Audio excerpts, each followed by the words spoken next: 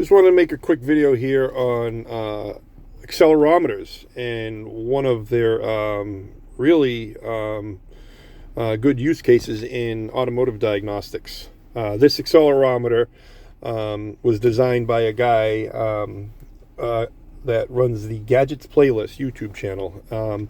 He puts all his designs up for free. A lot of his designs work with the HSACCEL platform. Really intelligent guy, and he's part of the HSACCEL community. And I suggest if you want to build one of these, go on the Gadgets Playlist. He has a GitHub, which he's got over hundreds of designs of really useful tools that work, I would say, just as good as really expensive tools. When you make it yourself, it's kind of neat to see it work. So, and this is one of those cases. So accelerometers, they've been used in industrial manufacturing, any place where there's motors and stuff, where they want to either find problems or prevent problems by looking at the trend of wear, and then using some math channels, which I'm going to highlight it here.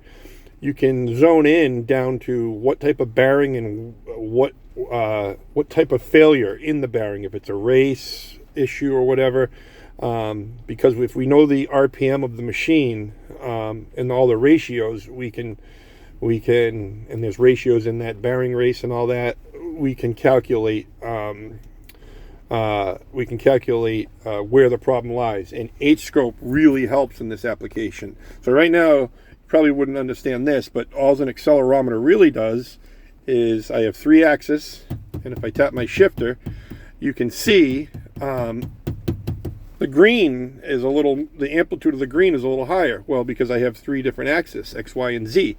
So that can help you in finding a vibration right there by looking at the direction of the vibration. Now you can leverage multiple accelerometers and place them around a vehicle, and you could find and just use one axis and then find what accelerometer, the left, the right, the rear, which one has a higher amplitude. Well, that vibration is closer to that. So trying to listen when you're driving, it's hard to zone in when you're driving. It could sound like it's on the front right, but it could be the front rear.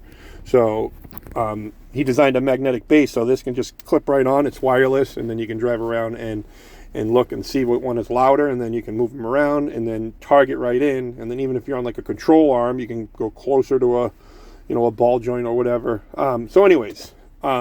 So I'm not going to use this straightforward plot. What I'm going to do is change it to what we call an FFT plot, which HSACCEL has.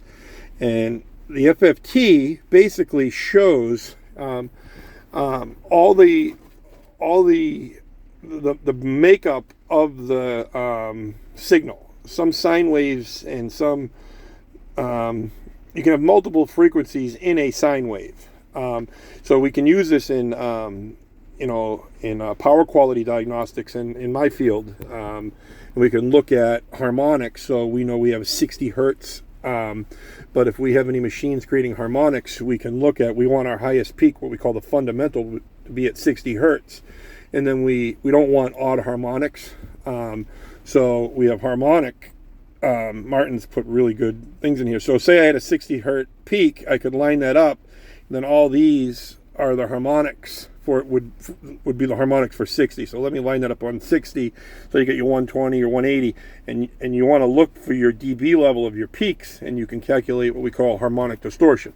That's not what I'm doing here today. This is what I wanted to show. If you look at these 2 peaks here, and I have labels on, so you can turn these labels on. I got 33 hertz and 35 hertz.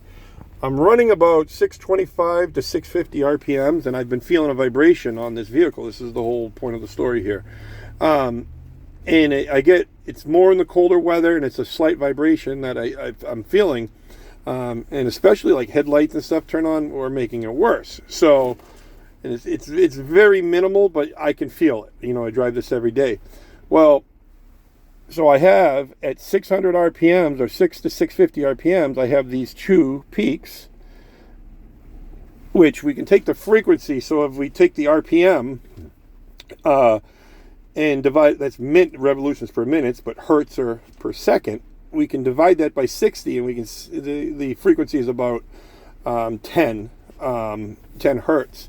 Well, if I look up the ratio, it's about a 3-to-1 alternator here, 3.1 to 1. That's the ratio of the alternator on the Transit, which calculates at that RPM right to 33.2 hertz. Now you can see two peaks there, the 35, and that can be due to like tensioner modulation and stuff. But those, I've scoped this before with this accelerometer, and I never really had high peaks on that. So we can watch this as the problem gets worse. I can see that amplitude grow, and hopefully, if I do a new belt or tensioner, you will see this amplitude decrease. And then, knowing we can look at drive shaft, we can look at, because the RPM and your transmission ratios, your wheel speed, your wheel size, there's programs dedicated right to zoning in on that, so you don't have to do the math. So we have first order, second order, engine vibrations, third order, and all that means too is like how many times if there's one clunk or one vibration per revolution, that'd be a first order. Say you got two, that'd be a second order. But doing that math, that 33 hertz right there is right in line with the alternator ratio. And what is really neat is when I see that number, and all I did is I went online and said on a Ford Transit, what frequencies, there's some searching I did, and it zoned right into, the alternator would be at that frequency. There's databases. So just thought that was an application that a lot of people might not be familiar with to find issues. You can find AC compressor issues. It's really useful to use an accelerometer paired with a good software program. If you have a good accelerometer but you don't have a good software to get the signal. Now, the other thing is, if you don't want to make one, I should say this and support Martin Loren, H-Scope, you can buy one of these, which on his store, Martin Loren, or just search H-Scope, you can buy one of these, which is just as good as that. And then Dennis has made a 3D print shoe that will fit that. You could design your own, and you'd have your own wireless accelerometer. So you don't need to have a 3D printer, know how to solder and do all that stuff. You can buy an accelerometer. I think they're under $50. So buy the one from Martin Loren, H-Scope site, because you get this unlocked. If you just buy one of these and try to connect it, you don't get the speed, you don't get the full function out of that. So definitely do it. You can save these waveforms and share them and stuff, and I just think it's a really useful tool. So that'll be it. That's it. That's the HSACCEL. And one other thing is, I have another one I'm making. He's made it has a proximity sensor, and you can line it up on like a wheel and get a signal every time that passes that proximity signal, and then you can rotationally where the vibration is. Say you want to balance like a tire or a fan or something. So plenty of you can look that up on the gadgets playlist. All right, adios.